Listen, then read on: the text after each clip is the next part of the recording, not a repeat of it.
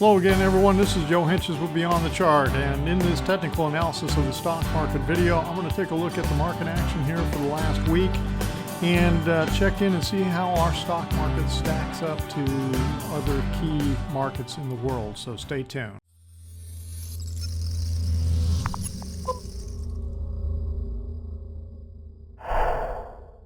All right, so here's we're going to start off here with the New York Composite. We're going to take a look at the New York Composite and the Russell 2000. You can see the down thrust continues here, and yesterday was down another 216 points on the New York Composite. The New York Composite continues to lead all the indices down, seems to be the weaker one. It's breaking resistance. I drew these resistance points in here as possible, or support points, as possible support lines. And they just don't seem to hold. Now, yesterday's action in here, it looks like the bulls won the afternoon, at least late in the afternoon, and rallied it back some, but we were still down for the day. And of course, the day opened pretty negative yesterday with the futures. The Dow futures were down 400 points at the open. Russell 2000, the same kind of picture. You can see how this continues to ride outside the Keltner channel here. These dotted lines are my Keltner channels on here. It continues to be at an extreme, continues to close down below. We are definitely oversold, but that does not mean that we can't get even more oversold. We are in a very strong Elliott wave, third wave, minute wave of a third minor wave down. This whole thing is really just starting to get going here. That doesn't mean we can't bounce. You're always going to get bounces. You're always going to get down, up, down kind of action in any move. But right now, the downward trend is pretty strong. Let's take a look at the weekly chart so you can see the New York Composite on a weekly basis, how strong it's been. Now, the range for this week was less than the range from last week. You can see that the lowest close since all the way back when. Lowest close since August 30th, 2013. And we're definitely getting some rounding action that's occurring here.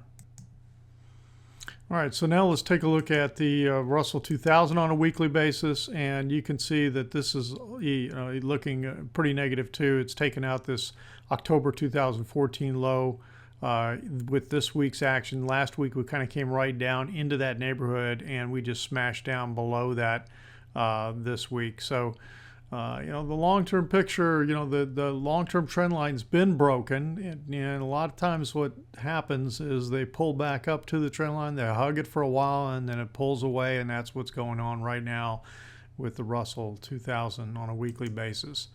Let's take a look at the VIX. This is really interesting activity that's going on here. Back in July, August, we had this kind of a smallish looking bottom, and then this huge move out of this, almost like a lot of compression and then huge expansion. And then now we've gotten this big bottom. It's like a bigger version of this. And now we're breaking out. I first noticed this and talked about this a week ago on the 8th. And then now, it pulled back, it stalled out a little bit, but now we're breaking out. So it's going to be real interesting to see over the next couple of weeks. Do we get the continuation, or even next week? Do we get some kind of major explosion of some kind, which would correlate to selling in the market? Let's take a look at China. So you can see how China's doing. So, China continues to have influence, and a lot of it's because of their yuan and their currency weakening. But, also the stock market is a reflection of what everybody's concerned about with the Chinese economy. And, this last week on the Shanghai Composite broke this trend line going back into mid-2014. So, the picture continues to look negative. It was down 285 points for the week, and the close on Friday was negative, down like 3.5%. Japan, the third largest economy in the world. So we've got the United States, and then China, and then Japan. Japan's starting to break down. Now, the long term, when you look at the long term trend line, I say long term. Here's the long term picture. Here's the low of 2008, 2009. Didn't get a whole lot of bounce like a lot of the other economies here into 10, 11, and 12. Then we took off in 13. This trend line from 2012 into 2015 has been broken. And it was broken back here with that August sell-off. Then we got the pullback up into the trend line, and now we're rolling over, and we've broken this flatter trend line in here with this last week's price action on the Nikkei 225. All right, so that's Japan and China. Let's take a look at the high yield bond fund. And we'll see that the high yield bond fund, this is the picture. This is all the data I've got on HYG. The long-term trend line's been broken. There's this top that I've spotted for a long, long time. I've had this in here for forever.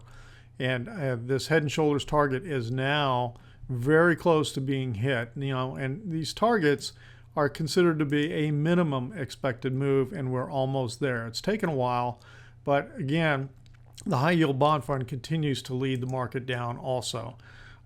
Take a look at oil. And oil, as we all know, has continued to slam down. This is the picture on a weekly basis, and oil closed at $29.70 on West Texas Intermediate, and Brent crude was actually lower than that at $29.14. So that's unusual. Usually Brent crude's higher. Gold continued to push. Well, it's kind of a sideways move on a weekly basis here. I'm still not convinced that the bottom is in yet. It could be. But the move down here just isn't quite in sync with the move here, the third wave, and 1. So here's 1, 3, and 5. This is an ending diagonal pattern. These should be a series of 3 waves, okay? Should be like 3 here, and I could see 3. 1, 2, 3, and then 3 waves, and then 1, 2, 3, and then 3 waves. Well, this one's not clearly showing us a 3 wave. There's a little bitty wave in here. Not sure that's good enough, but we got to let the market tell us what it wants to do, and that's kind of the picture. All right, the last thing I'm going to end with is this is just a small portion of an ETF table that I present to my insider members. And by the way, you should come over, check out the membership, and join. It's very moderately priced at $29 a month, and you should check it out. I'm sure some of you probably spend that in Starbucks in a month. But anyway, here is the comparison that I wanted to show you that, for all the damage we have done here in the S&P 500, it was the lowest percentage loser. Germany was worse. The United Kingdom was worse.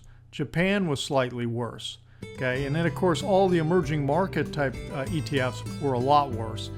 Russia was a big loser, and down 15%. The big loser, of course, is China, but Russia's right in there close for the year and month. Of course, it's just since the first of the year.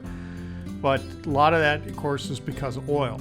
Russia's economy is so significantly impacted by oil. All right, that's the picture for today. Hope you found that helpful. If you did, hit the like button down below, and come on over and check out the website and check out the membership. This has been Joe for Beyond the Chart. Have a great weekend, everyone.